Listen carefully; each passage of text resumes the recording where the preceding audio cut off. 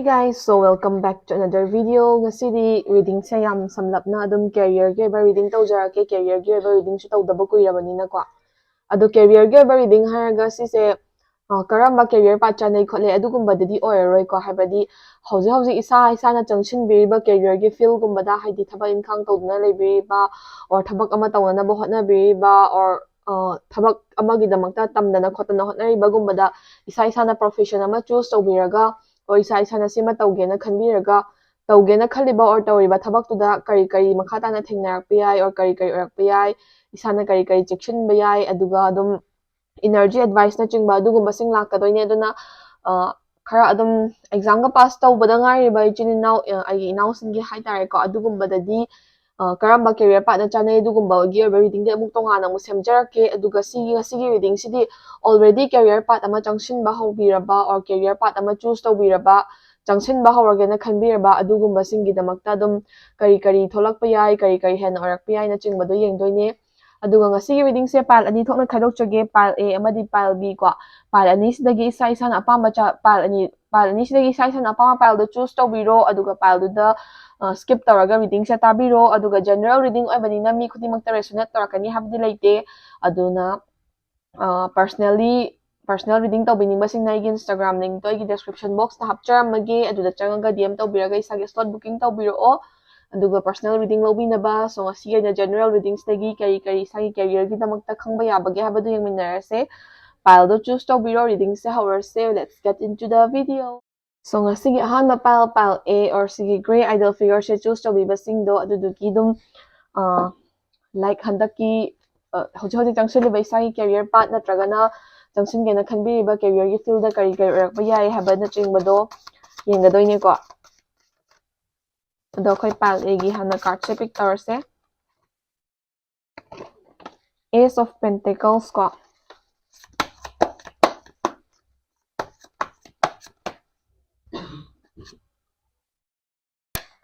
Five of Wands, Two of Wands, Five of Cups, aduga khoi energy card su pick tawjage energy card na adum career gi field sida isana tawba yaba amadi sage ba kari energy leibage habana chingbado adu yengdoine bako forgiveness,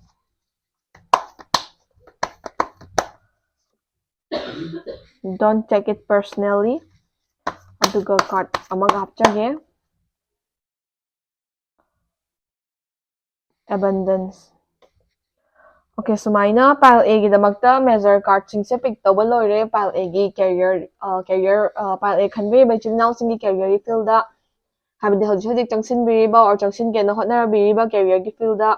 keke orakpa yai kari energy na surround tawi habado mayam puneng minarse ko. So first of all, Ace of Pentacles hariba card se thol A. So sigi Ace of Pentacles hariba card gi matungina pile A khanbiriba ichilinaw sing se isa gi damakta career gi field sida success kumba abundance kumba khar lakadawa leiba haidi career path ama nauna changshin gena khanbiriba or career path ama sida changagena focus tawbiriba ichilinaw singi damakta oiragana career duda changshin matamda mai pakpa gumba or career duda changshin ngamnanaba opportunity phangba gumba or isana desire trawjaba career gi damakta career options gumba se adum opportunity apha lakpa gumba adugumba khar dum thingnaba yai ko adum near future da aduga hojik career field ama changshin biriba career field ama da focus oina changshin biriba thabak ama pangthok biriba or thabak ama paikhat biriba chilinaw singi damakta oiragana adum isagi thabak sida hena grow tawba ngamba hena aphaba lakpa ngamba adagi adum paisa nungsagi field mak tawraga so paisa nungsa kitang isada komba mak natraga so paisa nungsa kitang lemjaba gumba adagi paisa nungsa hena laknaba opportunity haidi thabak tawrise mostly paisa gi so yambani ko duna paisa nungsa khar hena phangba yaba lambi thoklakba or isada job opportunity se haidi hojik tawriba career sida hena advance tawnaba opportunity or option pair pagumba adagi isa gi hotna jaman gi mahai chaba gumba adugumba good things are coming for you in the near future ko aduna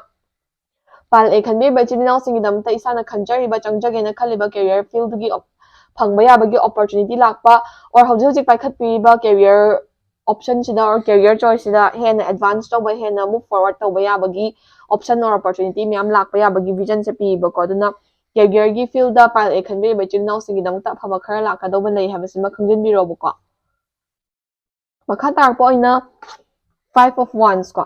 sigi 5 of wands haiba card sigi matungina pile a khanbiriba ichilinaw singna career gi field sida habadi sana for example ngasai career option ama choose torga aduda changna ba hotnar en haiba matamda isana changsingadariba career field do changsinba ngamnanabagi option or opportunity lakta harga so aduki matik highly competitive oiba mi mya ama compete torga lakpa zone oibako aduduga adu khaknatana ngasai highly competitive oiba khaknatana ko ngasai mi na kalak khambanba yengjinba gumba adugumba su khara dum yarakani ba aduna career field ama nangna choose torga changgena khalakpa matamda mina yengshinba mi myamga muknaba mi myamga competitive oiba zone da changsinba se masana compulsory face tor ani habasima khangjinbiro aduga adugi damakta ready da lebiro bako makha tarpo oina sigi card chi matungina hauji career field ama da changsinbiriba or hauji thabak paikhatpiriba mi singisu isada hena chawkhatpa yabagi opportunity lakpa yai haidana ko habdi isai career field hauji paikhatpiriba sida hena advance toba hena grow toba yabagi option lakpa yai heba adumaina option je lakpa matamda isagi thabak tawminariba colleague kumba adagi isagi adum akoibada isaga nakna loinaba miyoi haitare ko moi singsina mi loinamak na diante du akaknaba miyoi kharana isa afaba oigidore hena chawkhatkidore or hena afaba khara phangidore haibagi damakta moida kalak khambanba or afaba se kamaina phangaloisige kaina haibagi moida khanjana bagumba aduga afaba se phangkidore habse phangdanabagi damakta yaikhai thin gainaba hotnarakpa adugumba adum mina kalakpa khambanba yangchinba adugumba khara dum yarakani bako aduna yarigai isagi career related stuff ta miga onjanlaga khatna chainaba miga onjanlaga miwa ngangnaba or miga onjanlaga migi maramda nganguba khotluba adugumba yarigai tawbigano aduga isagi eba tawbam thokpa khara tawraga isagi afaba opportunity sing grab tonganaba loki da ready oina leibiyoba yam hekta phongdokpigano bako aduga mina ngangna saknaba du tabiruno aduga migi maramda su ngangba sakpa yawbiruno haiba advice card tagi phangebako mathang 2 of wands haiba card che tholeba sigi 2 of wands haiba card chigi matungina pile a khanbiriba ichilinaw singse career gi field sida kumang jawsilakpa yabagi opportunity singna abanina thabak chinda su hengalakadori ko haibadi afaba singdo grab tawba ngamnana hotnabada hena kanna hotnadaba yadaba matang matam yarakani ko na hena thabak chinda hengalakpa adagi isagi social life ka work life ka je mix tawraga chatlakpai tapta tawrakpa haidi ngasagi thabak kumbada hena focus oirikanda social life kumba se friendship kumba bo or relationship kumba bo or sigumda problem or distance kumba khara lakpai tapta isana feel tawrakpa aduga thabak se dum day to day life se thabak chilakpanina personal oiba thabak kumbada matam kaithokpa kaya ngamdabagumba aduga kai hani time management gumba khara wabadagi isagi oiba personal relation gumba soklakpagumba adugumba khara lakpi yaibako aduna career gi oinadi bright future ahead uye pile a gi damakta ko bright future ahead uyi tawbatabu career gi damakta pura fully dedicated oina hotnari kanda isagi personal oiba relation personal oiba social contexting dasu khara problem oirakpa yaiduna career su yes equally important in life aduna career da focus dedicated oigadabani kishu kaide but isagi time management gumba se khara haibiyu duga social life gumba personal relation gumba su kaidanaba yana ba manage targa chatpa ngamnanaba hotnabibana hena phai haibako mathangda 5 of cups ko sigi 5 of cups hariba card chi matungina pile khanbiriba ichilinaw singidamta afaba mayam lakadaba leire afaba mayam se face onaba hotnabada problem khara su dum thengnarakpa yai habagi condition su dum pire ko furthermore sigi 5 of cups hariba card chi matungina isagi career sida advance tonaba isagi career sida khumang chawsinaba hotnarakpa matamda isana mingonda ko habdi isagi colleague tabu oiro isagi close friend tabu oiro isagi boss tabu oiro isagi adum naknawa miyoi tabu oiro ko isana thamamba perspective isana yengamba mityengduga moina tawthorakpaga reality ga haidi expectation ga reality ga khetnabagumba isana yamna thajaba midagi isaje disappointed oiba aduga isana thajarudaba midagi na kanaba phangbagumba adugumba khitang taina onaba situation kharsu lakpi yai ko life ta aduna career gi field se sum chawsalakpa matanda mi wonda loina ma hekta easily trust tawthokpa mi khudimangta thajaba adagi ngasai mi na ngangna saknaba yaudana khotana tawbiganu habda adugumba mayamda tasengna yamna section biyo aduga ngasai isana khalamba khudingmak afaba oigara phattaba oigara isana khalamba khudingmak hekta oithokani haba leite aduga isana khalludaba khara su oirakpa yabagi chances leibanina mingondagi yam high expectation thamba mingonda yam trust tawbagumba sigumba sam tawbiganu aduga isagi effort isagi dedication do mafam matam chana thambiraga mingondagi yamna expectation thamdabida isagi hotna jamana afabaga ise achieve tawba ngamnanaba hotnabiyo haba advice card tagi phangebako Coming to the energy card, forgiveness, don't take it personally ko. Sigi energy card sigi matung ina ngasai isagi damakta afaba lakadaba mayam de leire tawbata afaba singda laknaba hotnabada hojta su haire isana yam thajaba mina isada disappoint taramba gumba or isagi akoi bada leiba mina isada kalak khamban ba yengjinba isagi damakta phatanaba mangnaba taramba adugumba su khara dum yarpi ayam ko aduna adugumba yarpa matamda isana don't take it personally ko haidi situation khudimak personally lauraga leiraga di isa ja wakhal nungai bum khangdaba stress dokimatic lotion bagumba thabak ta focus to bangam taba dugumba khar thingnar pi hai baduna any situation laksano handle to bangam na bohot naga debani but personally yam lotion ba personally waro ba personally enmity form to ba adugumba di yari gai to biga no ko aduga isa da soirak malalak pa mi do mi sing du na isa gi maning da ngangnar mabu oro isa gi phatana ba tora mabu oro moina isada apamba isa moidagi hengre khanbagi kalak khamanbagi tarakpa ngaktanebako aduna mi singdana lala agasu mina isada kaya agasu isana yari gai moiga manaraga onsinba khatnaba yari gai tobiganu mina soira asu lala asu forgive tawba tambiyo na haibako maramdi forgive tawbiyo haise isana manaraga onsinla khatnara taragadi isada su hena mangjarak pi aibaduna forgive tawthokraga mai thokpa leinaragadi hena phadoi dana ko aduna personally lobiganu and then forgive tawba kallo haiba advice se kartagi phangaga last but not the least abundance hariba energy card chithol ebuka so sige abundance hariba card chena ngasai da su describe tawkhre pile a khanbi ba chinau singi damukta career gi field da chawkhatpa afaba adagi dum abundant oiba pishanung sagi field da borga su career da han advance ba borga su career da successful na changshin bangam bu borga su abundant oiba opportunity myam lakadawe duna afaba sing se grab tawbangam na ba hotna view phattaba sing se face tawba ngamna na bo hotna view have advice kartagi phange bako so pal again na career gi reading sida loijare dagi adum lawba yabe advice lotion biraga mathangi reading among aminar say thank you for watching. Hey guys, so mathangda akoi pile B ko pile B natragana sigi blue color gi idol figure se sigi blue color gi idol figure se choose to be chili now singi damakta career gi field da kai kai lege habadu gi maram da reading se tawdoine ado akoi pile B gi oina su card che pick tawba horse ko pile B khanbi ba chili now singi damakta career gi field da kai kai lege kai kai tholak pa yai habana chingba da tawgadoine ko the world.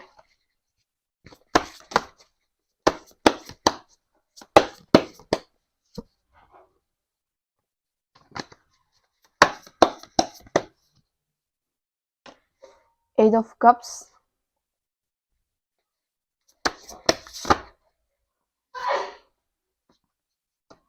the Chariot,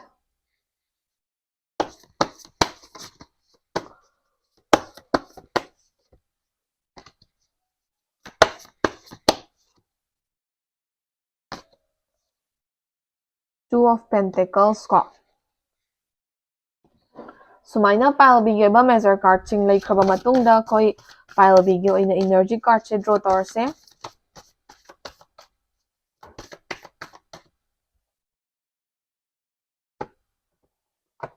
Joy,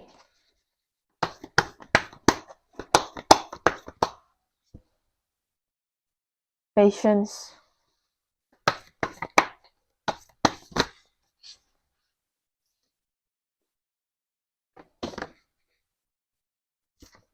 positive thinking ko. So sumaina sorry sumaina layre pile B ba card se so pile B gi damakta career gi field sida career gi mafam sida kai kai lege habado myam punna yengminarase ko. First of all, pile B khanbi be chile now sing se hojik se isa na changshiliba career path sida isa se successful kar oirakpa or isa gi career path sida isa gi achievement guma khara phangakpa or isa gi career field sida isa se adum good moments khara go through tawibagi mong uibo ko haibudi hojik isa na career path ama changshin biriba career path ama paibi basida isa se isa gi aningba pamba sing se dum thongba adagi isa gi achievement guma khara phangba isa gi hotna zaman guma khara mahi chaba adugumba khara go through tawbiye aduna maram oraga isagi world se complete orabai type ta feel tawba hojik se dum happy moments khara dum go through tawriba harau ta yamna kai haini life se chathari bagi mong da uibo ko career gi feel se aduga career opportunity leitriba habdi sigi career gi feel se da changage na khanbi ba or sigi career option se choose tawrage na khanbi raga specific oina career option na choose tawraga leibi ba chili now singi damak ta su junction ga dariba career gi feel du da isa se dum permanent oina lepage junction ga dariba career gi field da isa se nungaina layerni kholani haibagi wakhala dumaina hojik se ke hani pile B khanbi ba chili now sing se career gi na isa satisfied oibagi type tauba satisfied oiba means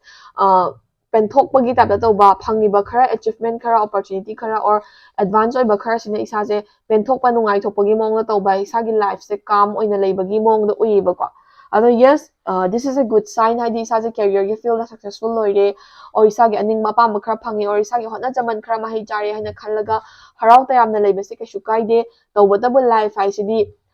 changsilligai loiba naidaba journey amanina jaga sida dum penthoaga leibase tungda nungamaktaba tungda nungaitaba phawrakpa yaibako aduna hojik harauta yamna leigadabani yes kesu kaide but tungi damakta future gi damakta khallaga makha tana hotnabadi lepiroidabani habe advice se card gi phangebako mathangda 8 of cups sariba card se thole so sige 8 of cups sariba card gi matungina hoji makyo na di ngasai gi previous card na so haire ko hoji makyo na di pile bi khanbi ba chinau sin se career gi field da thodona ning mathungdaba khotaba or career gi damakta yam kaina khanjan ba khotpa jam pang tawdaba career sida hojik jangsilliba mawong hojik laiba mawong sida satisfied oraga leibagi mawong adugumba khar leibako ado sige card sina kai describe tawge ha matamda hojik current present situation sida harauna tayamna leibagi mawong tawtargasu future da isana ningjarubaga tawthorpaga manadaba isana disappointed oiba adagi isada regret chabagumba isagi activities or isagi action da pendabagumba adugumba khara dum yarakpa yayabako aduna sige 8 of cups sariba card gi matungina hojik se hoi life se enjoy tawgadabani nungaina chatkadabani but matam leiri kansida khara safaba situation da isa je khara afaba situation da leiri kansida life se career se ahen ba deeper purpose ki damakta changshanba hojik leiriba khara sina penthokpagi mahutta adum hen advance tawna ba option thiba hotna ba leptaba sigum sem darkar oi habase card na advice pieba maramdi hojik leiriba khara sina penthok taragadi hojik leiriba singse loikragadi tungdadi regret sodana chadoineba aduna hojik leiriba singsida harau thokadabani nungai thokadabani but penthokpadi nai bigano maramdi life haisini hojga saida so high grade endless journey abanina changsilligai loiba nai loidoineba aduna isana like hojik enjoy tawtarga su tungda su wadanaba lambi do isana thijagadabane ba mathangda the chariot hariba card che thole ko so sigi the chariot hariba card chi matungina yes pile bi khanbre bai chini now singse hojik career field da yam smoothly progress tawba yamna smoothly go tawbagi move forward tawbagi mami edum chauna tai aduga career gi field da isa satisfied oiba happy oiba adugumbagi mami edum ui aduduga ningba se loinamak thunge habana traga su isa gi aningma apama khara phangbagi life se enjoy tawraga chatpagi mami khara dum leibako adu sigi card chi matungina life may turn upside down anytime haiba habdi hojik harauna ta yamna happy oina chatli se adum chatkani haba leite problem tholakpa yai adagi bad days lakpa yai bad phase lakpa yai isana harauda yamna leijari se nungai taba matam su olakpa yai olakta bu su oisinu but olakpa yai bako aduna nga saida su haigibdo isana progress to base sungnep lapiga no ba maramdi hojik aina progress to riba jaga sida yare kana laptop da to biga no ba progress to ba yari ngai hen afama tansin ba yari ngai sida laptop bi da gargri ta aga hotna biraga bad times la aga su easily counter to ba ngamna ba isa je professionally ready oina leibiyo habise card china advice pi ne bako aduna cards singse yam basically yam good cards di oye haidi sagi damak ta hose afaba good times khara go through tawri fazna move forward tawri life ta progress tawri tawbatabu tawri ba khara sina penthok piganu ahen ba opportunity lakpa matamda hena move forward tawna ba hena khumang choksin na ba hena changshin ba ngamna na ba hojitagi hauna option mya ma han tawaga thambiyo have advice se card tagi phangini ba ko mathang the 2 of pentacles ai ba card che thole is the balance ko sigi card chinat kari describe tawge ha matamda hojik se isa je palbi khanbi beche naw singse paisa nungsa gumba se mafang marang khangna lotion bugumba habidi paisa se dum isana chatpaga tanbaga dum manhabagi ko isana paisa lotion ba expenditure gumba se kya ka hena khaludaba isagi budget gumba se kya ka hena yengdaba paisa se dum thadaning mafamna job law thadaba thadaning dragana tokthokpa adagi life se balance ama khatang iwat wat pagi mong da su ui aduga time management gumba matam gumba su khara isa je matam se pamu bakhang daba kana daba mafam da su dum matam waste thokpa gumba adugumba su khara tawa ma leba ko adu nga sagi life to smooth oina chatli ngai di sigi situation sina problem ka shu oira oiba adu life sina kitang problem thola matam da sigi situation sina problem se hen hapchalak pa ya bagi chances la kani ba ko aduna pile bi khanbi ba chili now sing na hoi hoji kyo ya di ta chali ba mong se chataraga su isana time management gumba se khara haibiyu thabak sindok sinjan sidan si matam da si tawba si matam da si tawba habido priorities to hana phasana sort out tawbiyu aduga paisa nung sagi field da su talakpaga chatpana sum hela agadi expenditure na sum hela agadi problem yam chawna oirak pi aidana ko aduna isagi budget ama isagi expenditure ama yengaga paisa sijina matamda haina singna sijina biyu haiba advice se card tagi phangeba ko. Coming to the energy cards, joy ko. So sigi joy hariba card sigi matugina hojik oi personal life ta isa se palbi khanbi basing se enjoy taraga happily ko hojik moment se am happily chatli bagi mong da oi tawbada bu hojiki